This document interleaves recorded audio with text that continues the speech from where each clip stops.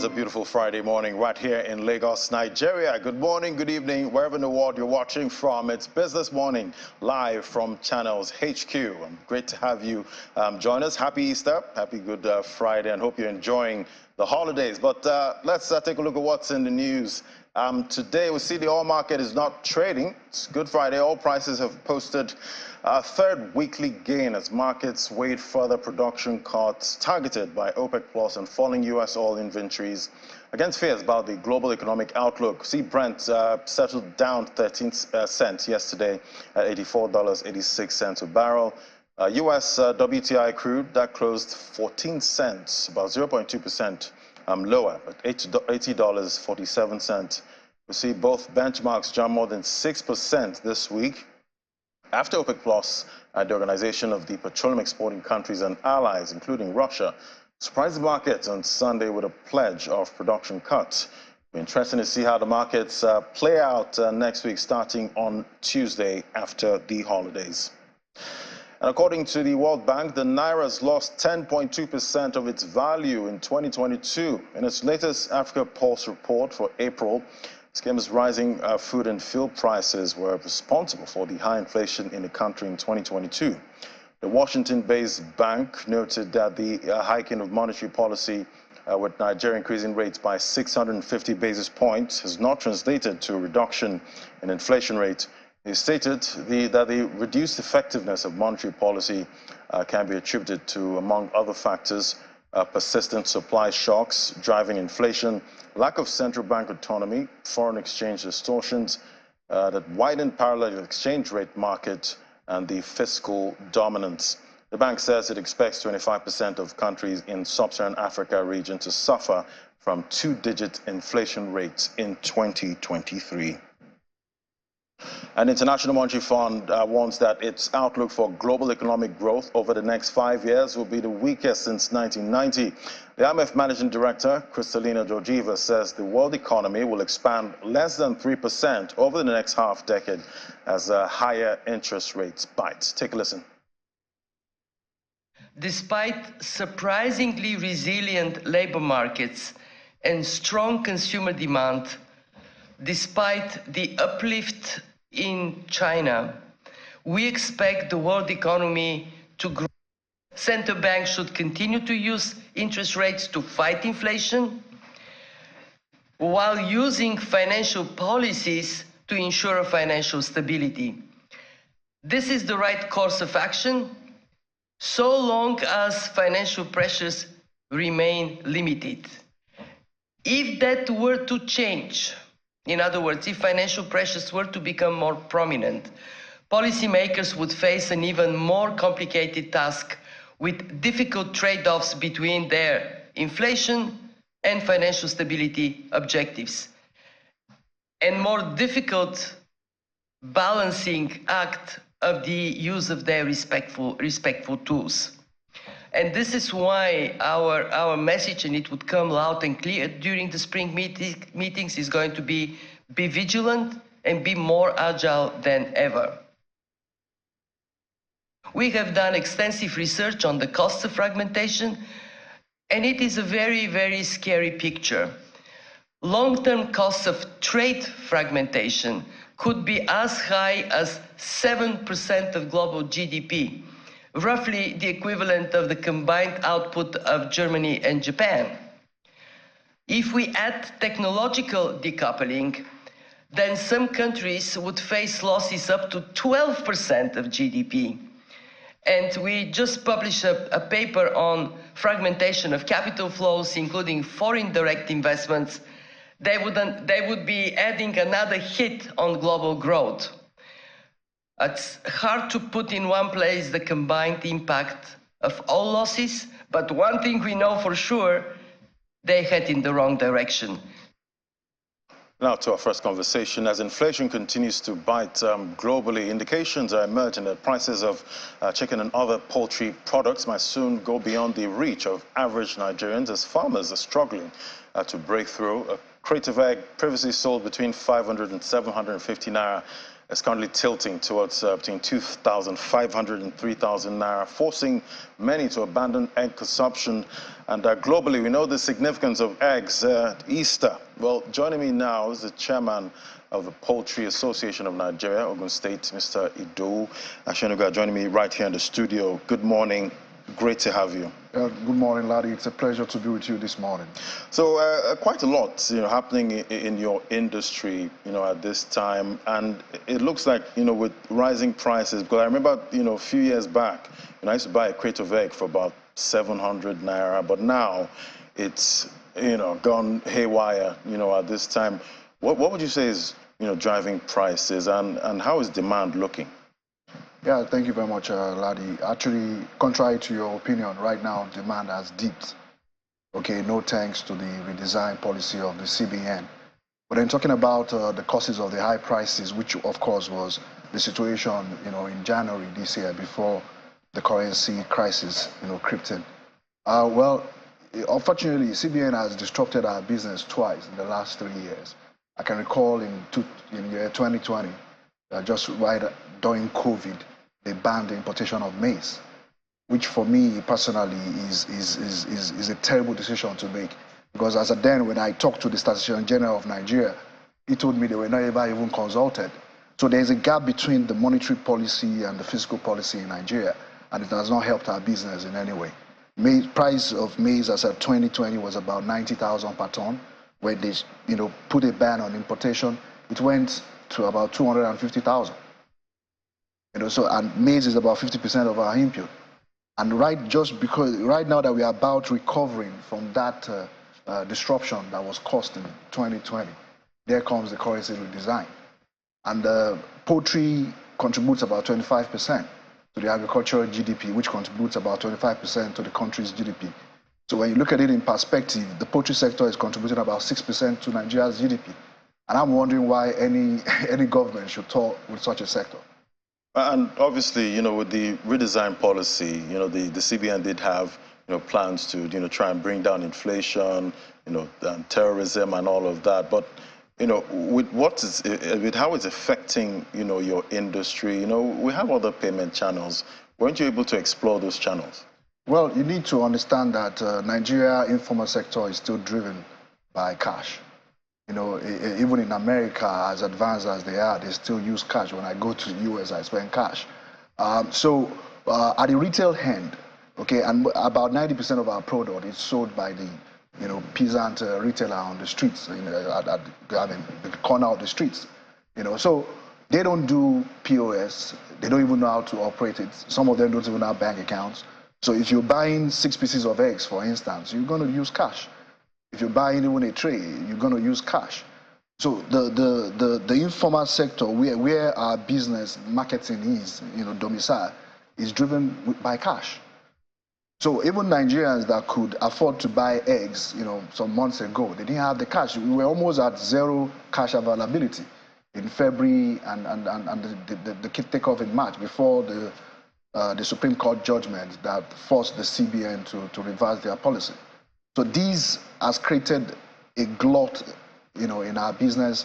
And right now we have about 15 million trays of eggs, stockpiled with farmers that they can't just sell. And what would you say is the way forward with this now? Because a glut that's huge, having that much eggs, absolutely, not being able to sell at this point. And it looks like it's more of the cash policy, the cashless policy, that's affecting your business more than lowering demand.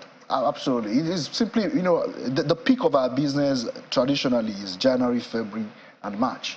Okay, but then this year, the disruption came, and then while we were trying to enjoy that good pricing, everything dipped. If somebody came to my farm yesterday and wanted to buy a tray of egg for 1,300. And then don't forget that in Nigeria, unfortunately, there's no price control. So the retailers still remains like the gatekeepers, because you as the consumer, you're still buying one egg for 100 naira. Even the reduction at the farm gate is not translating to the consumers. That's the unfortunate part. And then they are not being able to sell to the consumers. They can't come back to the producers to buy, and then we have the stockpile. All thanks to my senator, who of course I cried to, Ogun State, that took me to the governor some few weeks ago, and then he decided to mop up about 10,000. But we're still begging him to do more, because 10,000 from 15 million trays is a drop in the ocean. Well, I see the same thing is happening in, I think, Plateau State. And, absolutely, absolutely. It's all over the country. Okay, you see, poultry is the most sophisticated part of agribusiness in Nigeria, and is the most efficient. Okay, like if you go all across the world, I'm using the same technology that is used in Europe. We are highly efficient in the poultry sector, and Nigeria should take pride because we are the largest egg-producing country in Africa, and we're the second in chicken. So this is a sector where the country is currently doing well, and I think the federal government needs to focus on. On Tuesday, we were still with the Minister of Agriculture, who promised to reach out to Mr. President to see how they can give us a quick bailout. Because if this is not done, the impact is going to be very significant. Let me put it into perspective. What we're talking about here, if you look at the value chain of the poultry sector in Nigeria, it runs into multi-trillions of naira. Okay, when I put it into perspective, just take the service side. The maize producer, they produce about 11 to 12 million metric tons of maize. We consume about 50 to 60% of that production, which puts us at about 6 million tons per annum. If you look at the logistics that is needed to move this, commodity around the country into the feed mills and the poultry farms, you're talking about 200,000 trucks. And then when you put it at about 600,000 per truck, you're talking about 120 billion naira. Those guys are going to lose jobs. Some of the small players are already going out of the business. There's going to be huge level of unemployment. When you look at the value chain, as I'm speaking to you now, the hatchery sector of the value chain is being impacted. Day-old chicks that used to go for 700 naira is about 250 naira. And once they go down, we are still going to go down with them. So, and unfortunately, our business is such that you can't stop production. If I'm producing Coca-Cola, I can decide to shut down my factory and wait for when times get better. But in poultry, we're talking about life. My chickens, they need to eat. Because you still need to keep feeding. Absolutely. They need to eat every day, and they're going to give you eggs every day, which you need to sell. So the smallholder farmers are getting out of business because the eggs they produce, they've been unable to sell, and they need the cash to buy feed, to feed their chicken. So we're talking about hundreds of thousands of losses in jobs. And talking about not being able to sell at this time, because we know the impact of lowering demand when it comes to price. Price normally comes down, but at the same time, you guys don't want to sell that cheap, and even if you try to bring the price down, Laddie, the demand is still. I just told you somebody wanted to buy 1,300. This is something I was selling 2,100 in January, and then the person wants to buy for 1,003. Are you ready to sell? Absolutely. If I don't, it goes to waste. It's perishable. Our situation is very pathetic, and I'm saddened that government is not really listening, because we've been crying for the past weeks. But the federal government is not listening. And then we expect that, talking about the Nigeria investment, social investment program, which of course I saw in the dailies that they budgeted $800 million for that. What they need to give to the industry, to salvage this industry that is providing employment, providing food security to Nigerians, with 30 billion naira, we will be talking about significant intervention. Because we have 15 million trays that is unsold. If they buy at 2,000 naira, that's just 30 billion.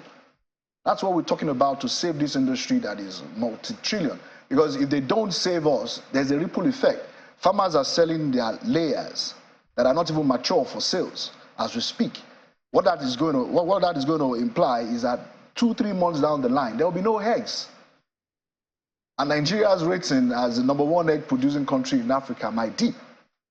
And there's also that issue of the avian influenza. How's that looking at this time? Well, you see, the problem plaguing the poultry industry is huge. Okay, we're still with the chief veterinary officer on Tuesday as well, because when we left the minister, we paid a courtesy visit to him. These are issues that they need to bring us to the table, and then we need to all engage and see. If you check in January, there was scarcity of eggs even in the United States because of avian influenza. So these are things we need to look at strategically as a country, and then see how we can maneuver our way through to still ensure that we remain in business. And definitely, we know the government is, struggling with revenue, at this time. And, we've seen some state governors, trying to intervene with, the glut in Plateau State, and you did mention Ogun State also. But at the end of the day, if you don't have the government intervening, what else do you have? Well, the only option is for us to close shop. Ladi, it will amaze you that, for instance, my business is in the second generation. Okay, my father started in 1981. People like myself that has over 40 years experience, very few of us in the industry. For the first time, I contemplated closing business. Okay, and for me, if I have to get back, I would need nothing less than 300 million to even get back. So once you get out of the business, the possibility of you coming back is very slim. And then I anchor almost the livelihood of about 5 villages that are around my business. Okay, I intervene in terms of electricity, water. I give the school children eggs every Tuesday. That's what we, and I give the elderly people stipend every month. So in a business like mine, I provide employment to the youths in that community. So if someone like me goes down, the livelihood of that community goes down with it. That's what we're talking about here. I know the central bank, has intervened a lot in the agricultural sector. What kind of conversations, are you having with the central bank? Well, like even yesterday, I called my bankers and I had to tell them that because I've defaulted in my repayment to my bankers for February and March, which, of course, that was the only option I had. And when I even had a meeting with them, the only thing they could do was to give me more funds. But these funds are going down the drain, and they are very unnecessary in the first place because I didn't need those funds. I was paying my monthly repayment as I went due before the redesign crisis. What I'm going to tell the CBN, if they don't do something drastically and immediately, they should be expecting lawsuits. Because you can't borrow me money and then you disrupt my business and I'm unable to pay back as a result of your disruption, and you still want to take me on that. They should be expecting litigations from our members all across the country. Yeah, because this is no fault of ours. When we went to the minister was helpless. When I went to my governor, my governor was helpless because these are no fault of theirs. This is principally a failure in monetary policy, and everything stops with the federal government and CBN. Yeah, definitely. Everyone has been affected by, the currency redesign at this time. But we are dying. I guess your industry is heavily hit. But I guess we'll keep the conversation going. It's an ongoing one. Definitely, we're expecting some kind of miracle for your industry at this point. Because look, the picture you painted is quite dire. Yeah, it's a disaster, to be honest. All right, thank you so much, Mr. Idowu Osenuga, Chairman, Poultry Association of Nigeria, Ogun State, and compliments of the season. Thank you. All right, so next off now, we'll take a look at corporate social responsibility in a time of global economic headwinds. That's our next conversation. Do stay with us. Welcome back. Well, the role of corporate social responsibility cannot be overemphasized in developing local economies as inflation, rate hikes, and other headwinds slow growth. CSR is needed more than ever at this time. Joining me now is Tunde Onokoya, OctaFX CSR Ambassador, joining me right here in the studio. Great to have you, and compliments of the season. Hello, thank you for having me. It's a pleasure. So a lot of global headwinds at this time, and obviously local communities need as much support from businesses at this time. But at the same time, businesses are struggling too with the headwinds. But tell us about what you do as a CSR ambassador. All right, so I'm a national master of chess and the convener of Chess in Slums Africa. So I'm representing OctaFX, and I lead the CSR efforts, for the organization.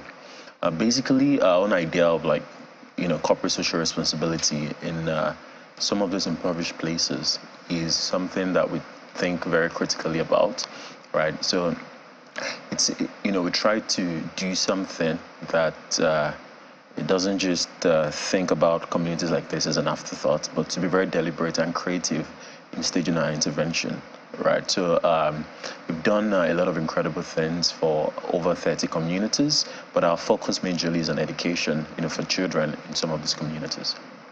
And let's talk about some of the charity work you do, because I see you a lot on social media with chess games, play with all those kids.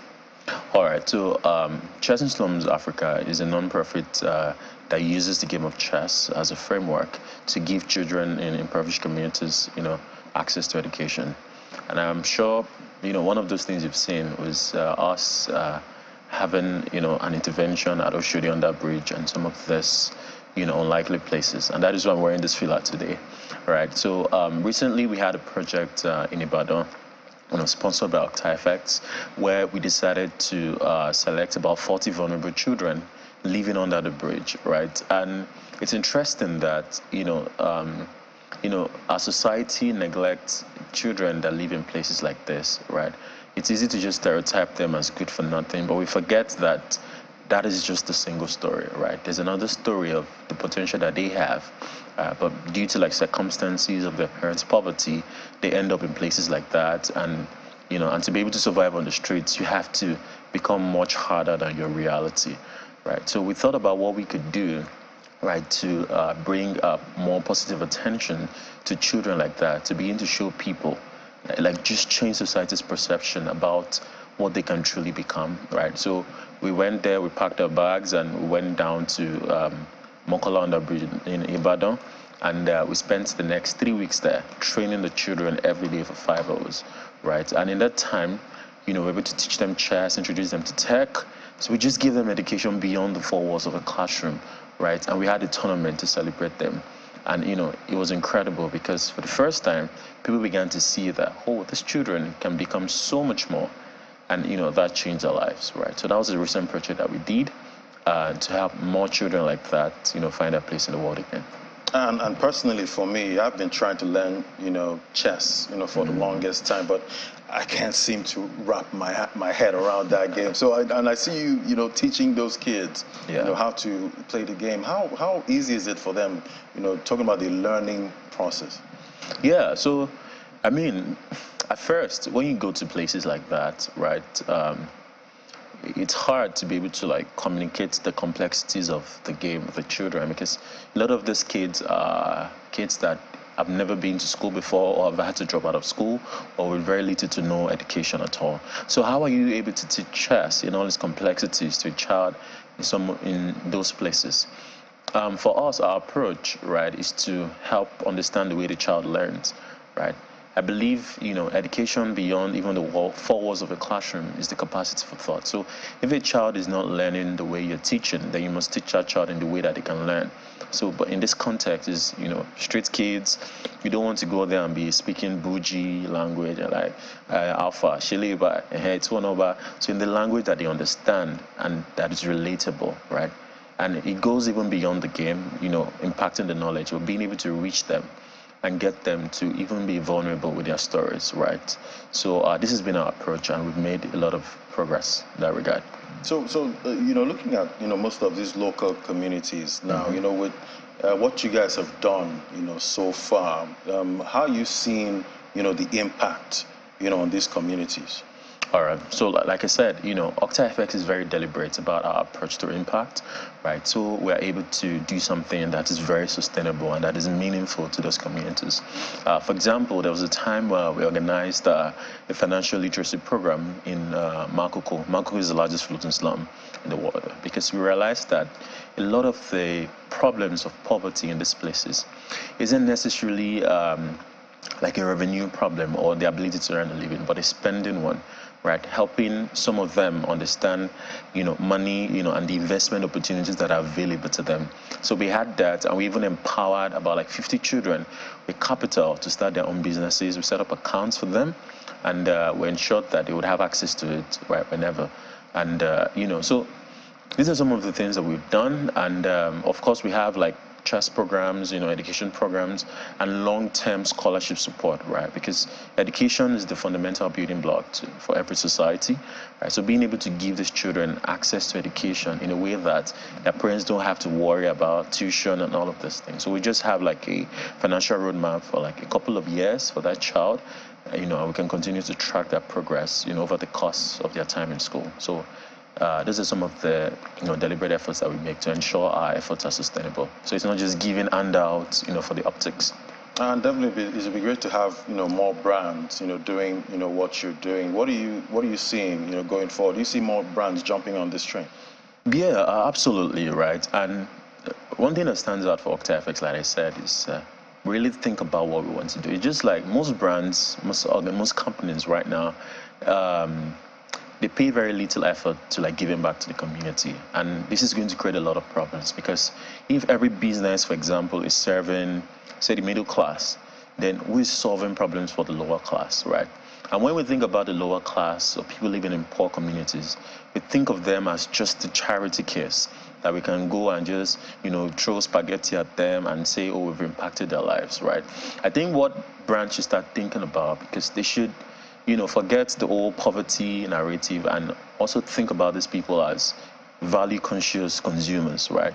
It doesn't have to be just handouts, as a charity case, but to think creatively about, our approach, right? Chess in Slums, is leading, this revolutionary idea to use chess as a vehicle, to help children in those slum communities, help them get into education, into technology, get mentorship, right? The chess is just the means to an end. It's not the end in itself. So we recognize that this could become a gateway to other opportunities for them, right? So I think more brands, even for their own image, right, it is of great benefit to them, right, to show their consumers that they also care about causes like this, right, and to also give their employees an opportunity, to give back, right? A lot of people want to help, they want to give back, but they don't know how to, right? So I think a perfect opportunity that brands are capitalizing on is to engage even their staff, in efforts like this, right?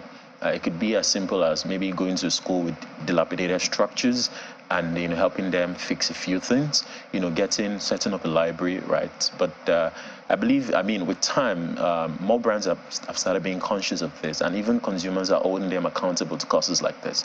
So I think we'll see more involvement with time.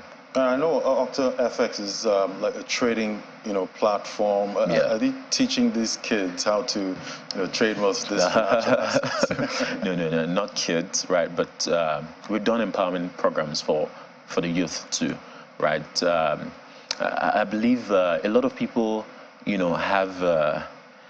have this misconception about forex and trading and investment opportunities. People are mostly very apprehensive at first, right? They would rather just keep their money and not, dabble into some of these things. So that is why OctaFX has put in a lot of effort. We organize webinars, seminars, articles, very educative ones, about investment opportunities, right? Because at the end of the day, we're trying to empower more young people, to give them ways to achieve that financial freedom, right? So we put extra effort into educating people about the intricate details of trading forex, and just learning generally.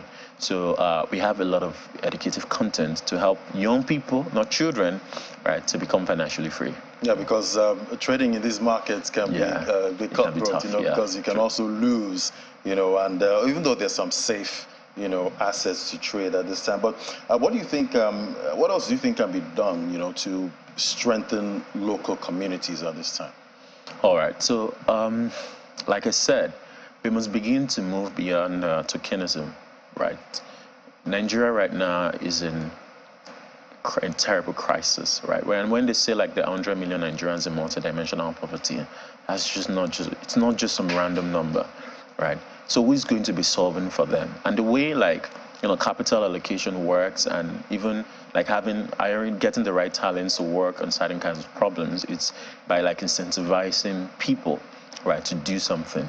And you notice that most people don't want to solve some of these problems in these very poor communities because there isn't enough incentive for them, right, to do that. But what if you could look at it, differently and begin to think that if we don't, plan and create and solve problems for some of these people in these places, then they will become a liability to that future that we're talking about, right? We keep talking about the future, how technology is changing everything on the internet. But then, a lot of people don't even have access to the internet. They don't even know the opportunities that exist on the internet. So one way is for more brands, to help, drive, acceptance of technology in some of these places, because the mobile phone is one technology that revolutionized Africa, right? And I remember when they wanted to make it accessible to the common man, a lot of people thought it wasn't going to be possible, that people were never going to be able to afford it. Now, but look at what happened now, right? It has been one of the greatest revolutionary innovation to happen to Africa. Has given millions of people access. So I think technology at scale, can help us drive, the most impact, and more brands should be more aligned with driving, this kind of, initiatives in this. Quite a lot, you guys are doing there. But what else can we expect, from you and OctaFX, going forward? All right. So, I mean, for us, CSR activities are top priority. This year, we have a goal to reach over 10,000 people, across impoverished communities. I mean, me particularly, through our chess, program, there's still a lot of slum communities that we intend to reach, like in Mushi, in the north, in IDP camps, some of the bridges under Surulere, Lagos Island, right? We're very committed to helping those children, find a place in the world again. Those children that are falling through the cracks of society, to know that somebody cares enough, right, to also think about them and, empower them in the way that is most meaningful. So that is a lot of our goals, and to also still put out more educational content, for young people, to find, investment opportunities that can be very profitable. Quite interesting. Well, I'm hoping you'd teach me how to play chess, at some Absolutely. time. I'll join, some of those kids there on that learning process. But, it's quite, incredible, what you guys are doing, because at the end of the day, these people have to be taken care of. And yes. 100 million, over 100 million, multi-dimensionally poor, that is a big number. And obviously, right here in Nigeria, we're dealing with a lot of, economic, headwinds. And, with what you're doing, at this point, we need more brands to actually do this. And I believe, because I've seen you, most times you've brought in some incredible personalities. Absolutely. To come on, for this, your project. And I'm wondering how, you're able to, make that happen. Yes, I mean, like I said, a lot of people want to help, but they don't know how to. So I think it's important to give clarity when it comes to defining terms of engagement or partnership or collaborations, right? Most people just want to compete, right? But, I believe, collaboration is the new kind of competition that should exist, right? I remember when we brought in Patrice Evra to Oshodi Under Bridge, for example. I mean, Patrice Evra in himself is a brand. And when his people reached out that, they like what we're doing, how can we support?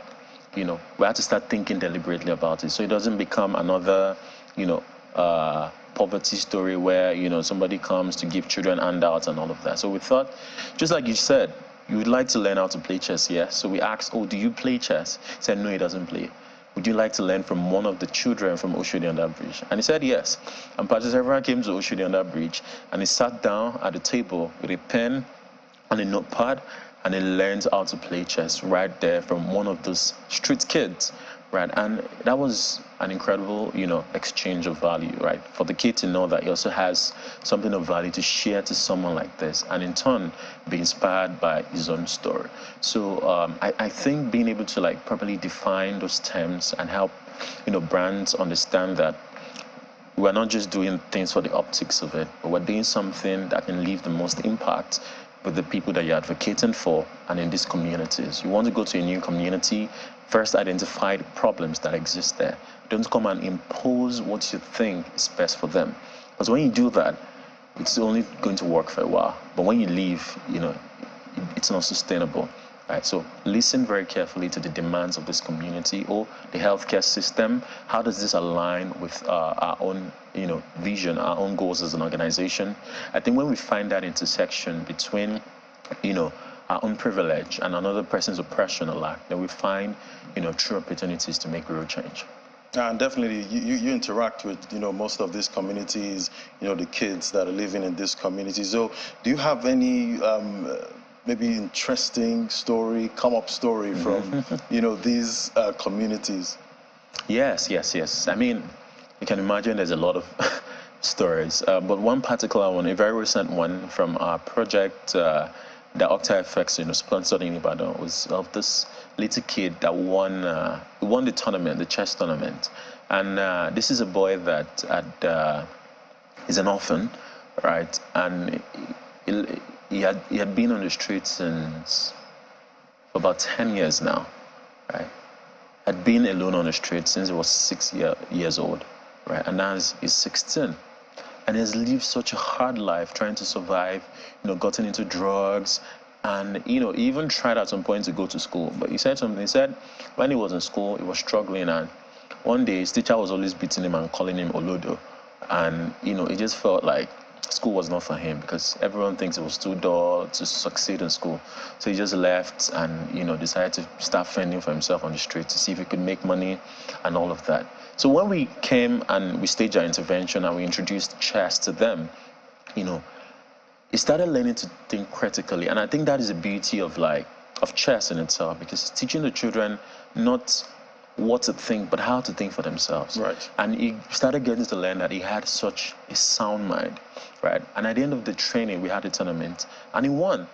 And I saw him cry, and he said something. He said he could have never believed that he was capable, of succeeding at anything, right? And he began to really understand that beyond all these agbero, physical, that the greatest asset that he had was his mind. Right. And if he could use it, if we could find a more positive way to express, that skill that he had that was in it, then he can actually succeed. And chess was just an example of that for him. Quite an incredible So now story. he's on scholarship, and he's now in a shelter home, and he's doing well. Fantastic. Quite incredible what, you guys are doing at this time. And I do, wish you luck with your future endeavors. Thank you so much, Mr. Tunde Onokoya, OctaFX CSR Ambassador. Thank you. Thank you for having me. All right. And according to the National Bureau of Statistics, Nigeria's annual GDP growth rate fell in 2022 to 3.10% from 3.40% reported in 2021. And this is for Nigeria as a whole. But a research firm, Analyst Data Services and Resources, believes GDP data should also be collated at subnational level. Well, let's see why. Dr. Afolabi Alookere, now Managing Director, Chief Economist, Analyst Data Services and Resources, joins us now. Great to have you on the show. Good morning, Ladi, and good morning to our viewers. Good morning. Thanks for having me. So GDP data is in Nigeria is mostly collated at national level, and before now we had data for the subnationals, and that was, I think, collected up to about 2017. But why do we need GDP data at subnational level? Yeah, and thanks once again. For many reasons, we need that. If you look at what we do in the country, for instance, Nigeria has its own National Development Plan 2021 to 2025. Nigeria is doing Agenda 2050. Many states in the country are also doing their plan.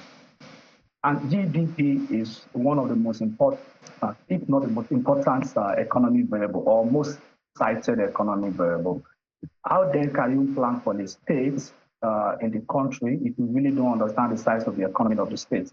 Especially now, given that we just finished the election, we are supposed to be able to even see how some of the governors were able to expand their economy, how they were able to increase the growth rate of their economy, as well as the per capita income or per capita GDP of their state. But for most of the times, you are unable to see this kind of data. And even for the new government, you also want to know what am I meeting on ground and where am I taking our people to? I mean, everybody will look at what was the growth rate under Obasanjo, what was the growth rate under Yar'Adua, Jonathan, and also now under President Muhammadu Buhari. Similar things should also be possible at the subnational level. Interestingly, we have some data that we can see here and there, but most of them are dated. They are not the things that you can use to measure the current performance of most of these people. So it is very important for us to be able to measure the level of economic activities at the subnational level so that we can do effective planning, effective policy making, and then be able to monitor the progress of government and governance. Otherwise, somebody can say, I expanded the economy of my state, but there are no data with which you can measure whether they actually do so. And tell us about some of your findings, from research you've done about most of these states' GDP growth rate. Okay, so we did a model. I mean, as you said rightly, there was the GDP done by NBS for states between 2013 and 2017. I think that was done for about 21, 22 states plus the FCT. But after that, there are one or two other states that have been doing their own GDP. I think Lagos State has done. There are many other states that have done. Some are even doing going to the level of doing GDP at quarterly level. But what is also very important is that you also don't have the GDP current data for most of the states. And when you do, you don't have for all the states. So what we are trying to do is to say, how can we fill in the blanks? How can we know the current situation of the economic performance of these states in terms of their level size, in terms of their growth rate, in terms of per capita GDP, actually to also be able to even see whether some of them are even advanced or some of them are low income, the way we look at the global economy. So we just try to do that to say, can we build a model where we can forecast the GDP of some of these states by looking at some variables that can be observed within them. So we actually did a very big and a large model with quite a number of academics and professionals, where we brought together several variables that we can get at the subnational level for many 20, 30 years. Then we saw the way they correlate with the GDP of these states. Then with the performance of this variable, we are now trying to monitor the progress of the GDP of these states over time. So what we've done is that we've been able to see for the other 14 states that were not computed by the National Bureau of Statistics, we were able to determine their GDP. For instance, in 2017, Lagos State GDP was 17.62 trillion. That was the one done by NBS supporting Lagos Bureau of Statistics, while the next one was Federal Capital Territory at 10.63 trillion. And the last one was about 1.1 trillion for Zamfara State. But there were other states that were not there. So in our work, we're able to place these other states where they should be. For instance, Abia was not there. We're able to find out that Abia was about number 5 in the country, after Lagos, FCT, Akwa Ibom, Rivers, and then Abia is also a very large state. So we're able to place the remaining 14 states where they should be. That was the first thing we did. The other thing is that we're also able to show the GDP for 2022. As you also have said, we all know that GDP in 2022 came in at 202 trillion for the entire country. So we're able to disaggregate this across the states so that we know what portion belongs to Lagos, what portion belongs to Yobe, what portion belongs to you. And then we're also able to look at the growth rate of the economies of the state. Quite incredible work you're doing there, but we'll get more elaborate report from you later on. We'll continue that conversation for sure. Thank you so much, Dr. Afolabi, MD, Chief Economist, Analyst Data Services and Resources. Thank you so much. Thank you for having me, and have a good morning. You too. Compliment of the season. All right, so markets now. We have any German cross speeding in right now. I know I took out part of your time there. Time. You paid for it. It's a business show. We make money on this show. Exactly. No, the market is going down. Yeah, it's going down. All right, well, happy holidays to you, our viewers. Thank you so much for joining us. Let's look at the market. Even though the market isn't smiling, as they say, it was down again for the 4th consecutive time this week. That means every day of this week, the market has gone down. Unfortunately, the trading week has come to an end because today is not a trading day. The all share is down, was down yesterday 0.05%. And that means that for the week, it went down 2.3%. For the month, is minus 2.3%, but for the year we still have we're still holding on to the positive sentiment at 3.4%. That's for the year, even though for the week it's for the month it's now negative. Now look at the activity charts there. Value has really gone down 1.92%, 1.92 billion naira. That's what we have for the value. While these is 3,600, just a little bit different from what we've had, but not hitting back to the level that we used to have before. Now let's see the next slide. Now the sectors. Banking. Airtel was the major driver of the market yesterday. Sell-offs on Airtel drove the market down. Airtel lost 10% again for the second time. It hasn't regained the former one. We'll see there, but we know maybe after the holidays it will come back. Consumer goods also down 0.17%. Industrial 0.04%. Insurance was positive, but as we know, it's not heavyweight in the market, so it hardly moves the market. Now let's get a little bit of insight with this, with Mr. Rotimi Fakayejo joining us now. Good morning, Mr. Fakayejo. Happy holidays to you. Happy Easter holiday.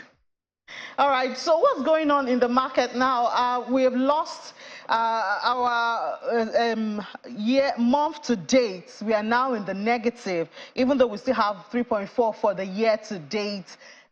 Is this how the markets will be going? Well, definitely not, because one thing we need to take cognizance of at this time is that with respect to the OSHA index and the market capitalization, this is a period whereby stocks are beginning to get adjusted for dividend payments. We've seen that happen for Dangote Cement. The price was adjusted by 20 naira, and that's definitely impacted a lot on the market cap in the market. But be that as it may, we will see one at a time price drop in some securities, but definitely this is not the time that we see a sufficient positive trajectory for the market, because it is a season whereby prices will be adjusted, and thereafter, shortly after now, we will begin to see things stabilize and go up again. Just as we have mentioned earlier, we have seen a sharp drop in the year-to-date position of the market from what it was to what it is right now, from over 5%. 5% to about 3.4% presently. So in just about more than 10 days, less than 10 trading days within the month of April, in the second quarter, we've seen a significant drop in the market, almost about 30% from the year-to-date position. So I think that it's quite expected at this time, but definitely we are going to see a very good market this year. All right, so we'll keep our optimism alive, Mr. Fakaeje, and hope at least the rest of March will be positive. Thank you so much, and enjoy your holiday. Thank you. Thank you for having me. Good to have you. So, Ladi, I know that you are cruising when it comes to crypto, but don't worry, we'll catch up with you. We need to just take some efforts from our investors. Because at the end investors. of the day, even though the market is going down, some people, don't mind it because they're able to buy, some of these cheap stocks. Yeah, this is the time to get into the market. Right. But as we would say, at fundamentally sound companies. Yeah. Thank you so much. All right, thank you, compliments of the season. All right, so let's look at other markets now. At this time, we see the crypto market not looking so bad, even though we know it's a Friday and Fridays can be rare, but it's not so bad. 64 greed, that's what we have for the sentiment in the market. Let's look at the price of major cryptocurrencies we track here. Bitcoin there, $28,023. It's down 0.21%. So we're still seeing that pullback, continue from what we had yesterday. XRP also down 0.07%. Cardano, the biggest down there, 2.16, what we're seeing for Cardano. BNB, $311, still holding that $300 level. Let's talk to Olumide Adesina now, financial market analyst. Hello, Olumide. Compliments of the season. Yeah. Good Friday. Happy Good Friday, Ladi. Happy Good Friday. Once again. Yeah. So we're expecting that U.S. jobs report later today, and definitely we know how U.S. data affects the market. What are you expecting? Yeah, it's a public holiday, so we expect a traded session. But just like we actually tweeted, any report that suggested a strong report around employment tells you that definitely the U.S. Fed will have much needed ammunition to keep interest rates high. And we understand the effect interest rates has had on risky assets, though Bitcoin has been up 70% in Q1. But having said all these narratives, we are seeing that stress tests along many crypto entities, particularly those exposed in Nigeria, packs full. We saw them closing short based on regulatory and internal battles, telling you much that we are seeing upside in crypto assets, but we are seeing downsides in job data around that space, investment. And that's why if you look at FDI investment coming to Nigeria in Q4, it was as pretty much low because we didn't see the much needed crypto startup inflows because of the restriction by the CBN and the mixed government policies around crypto. A state like Lagos State would have expected to have a crypto community hub that looks similar to what we see in Silicon Valley, but that has been left to be seen. So we hope the politicians can change those narratives very soon. All right, we're looking out for all of that, and definitely is a weekend, and we know the crypto market doesn't sleep. Traders will still be trading, but even though it might be thin a little bit this weekend. Thank you so much, Olumide Additional, financial market analyst. Thank you for having me. All right, let's look at the top. Again, it's for 7 days now this week. We see engine is up in the counter. It's risen about 14.78%.